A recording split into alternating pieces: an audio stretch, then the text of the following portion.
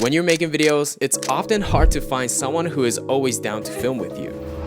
However, I've been making videos on the internet for over a decade, often alone, and I hope some of the techniques in this video can help you guys create a cinematic masterpiece and help you guys to become a rebel without a crew. Before you even film a single clip, planning is the most critical aspect of filmmaking. The location, visual, story, and every single word that is spoken in this video is written on my Notion page. The more specific you can plan it and the more detail you have in mind, later on it will guide you through the production process, making it way smoother and more efficient.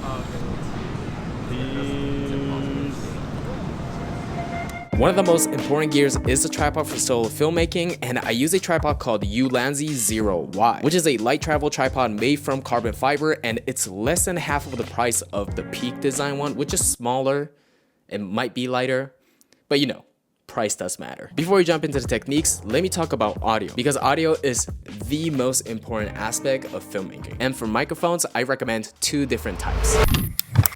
When I'm filming outdoors and when I want to record the environmental sound, I use this microphone. This is Sony ECM M1, which is a great microphone to shoot an environmental sound while you're talking to the camera as well. You can choose from 8 different type of recording mode, and I usually go with the surround sound mode. I don't know how to call it, but it's a great microphone, super high quality. You just need to plug it into your Sony camera. It's a bit pricey, but it's super useful. However, when I want the audio to only focus on my voice, I use lav mic. Now, lav mic is amazing because no matter what kind of environmental situation that you're in, lav mic will allow you to record a nice and clear audio to your video. It's a very useful tool. I mean, this tool or mic is not necessary for like a cinematic video, but I'm just saying that when you're filming videos by yourself, it's often very helpful to find a microphone that can isolate your voice. In terms of the product, I highly recommend the one that you can straight plug it to your camera and you don't have to record it separately. For example, I use DJI Mic 1 and 2, and these are amazing microphones, but you can find cheaper alternative on Amazon,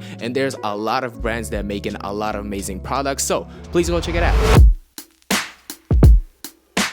Angles, lightings, and environments. Just a normal static shot like this, what you guys are looking at right now, is great for an A-roll, but changing out these 3 elements will spice up your videos by 10x, and it will make them way more interesting. Interesting angles and perspectives such as top-down, low, macros, telephoto, and side profile are some of the basics that you can make your videos more interesting. And if you want to spice up your videos just a bit more, you can always get unique lenses such as fisheye and old lens. Lighting is so important to make your footage to look more expensive and create depth to the field so it will look more cinematic. I use Godox ML60, which is a compact yet powerful and affordable light, but if you don't want to spend too much on lighting, you can always shoot right next to your window to get some natural light. And if you're shooting by the window, I highly recommend getting a lace curtains so the light will be softer and it looks more cinematic too. It's not too harsh and it's easier for your camera to adjust the exposure as well. And when you're filming indoors, don't hit the light directly to your face because the light will distribute evenly to your face and it will create less contrast and it will create less depth, so the footage will look flat. Instead, set the main light diagonal from your camera and add some backlight to create a depth to your image. When you're filming outside, well, I use this technique when I'm indoor as well, but film yourself in the shadow. As you guys can see, the sunlight is above me or behind me, not directly to the camera, but I'm always gonna shoot myself in the shadow so I can create this 3D dimensional, more depth to the field footage. But don't shine the sunlight directly to the camera because it will be too contrasty and your viewers will not be able to see yourself in the footage. And also, no matter how good your camera is, it's gonna be too hard to adjust the contrast when you're color grading, so yeah, don't directly hit the sunlight to your camera. But yeah, definitely be creative with lightings. Not all the lighting has to be the same as I just tell you guys. You can always play around with lightings and yeah, have fun with it. Switching up your environment can be not only amazing for the visual aspect, but for the sound. I mean, what are you doing, bro? This is a video of me filming myself. If you're gonna be a good shot, though. No, it's not the good. It's a good shot for your video, but for me, lighting's great. The lighting is amazing, but you have to get up, bro. Yeah, go. So yeah, where was I? Switching up environments to like this beautiful place is not only great for visual perspective, but also storytelling as well. As you guys can see, I am under a beautiful cherry blossom tree and you know, it speaks to the emotion you're trying to portray to your audience. And also it can be hard sometimes because you're shooting in public, but if it's hard, you can always find somewhere that's not crowded like here. Once you kind of know what you want for framing, it's not hard to check yourself. If you have a camera that can flip out the screen, that would be super useful. But not only that, a lot of modern cameras these days have an app to connect with your phone, so you can just check your framing on the phone as well. Okay, let's talk about motion. Adding movements in solo filmmaking can be quite challenging since you have no one to whip pan your camera or hold a camera for you.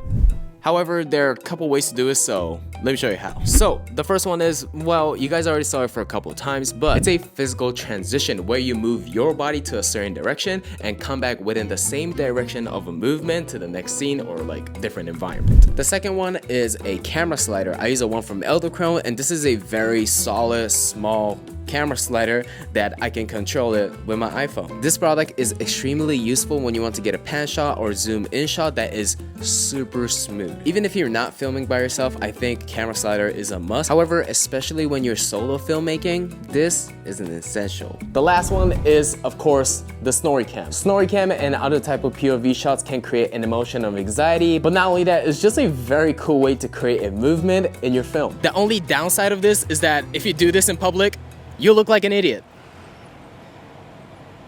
And that's okay. It's very easy to set it up. All you need to do is stick one of the tripod's leg in your pants. In your pants? Okay, that was super weird. But what I'm trying to say is put one of the tripod's legs between the belt and your torso and use an additional belt to wrap around your body and the tripod to secure the tripod. For me, for the second belt, I use a lifting belt instead of a normal belt because it's thicker and wider, so it secures the camera better. And you don't want to drop your precious camera while doing snorri cam. That's just not the way.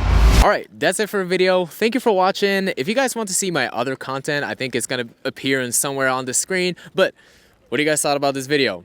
If you guys have any question, please comment below so I can check your comments and answer it. Or if you guys want a part 2, please request it down below so I can make part 2 of this how to film yourself cinematically. Anyway guys, I hope you guys have a great day. My name is Cheesecake, so you guys already know. Peace out guys.